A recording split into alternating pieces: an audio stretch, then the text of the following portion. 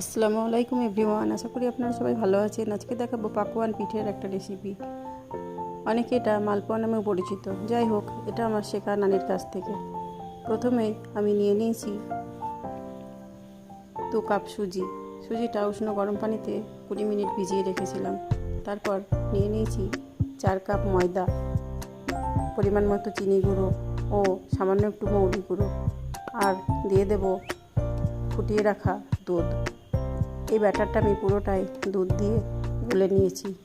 ব্যাটারটা ঠিকঠাক গোলা হয়ে গেলে গরম তেলে একে একে পিঠেগুলো আমি ভেজে নেব। তাহলেই এটা খাওয়ার জন্য একদম রেডি। আশা করি আমার এই সহজ রেসিপিটি আপনাদের ভালো লাগবে। অবশ্যই ট্রাই করে দেখবেন, এটা খেতে খুব ভালো লাগে। থ্যাংক ইউ, আল্লাহ হাফেজ।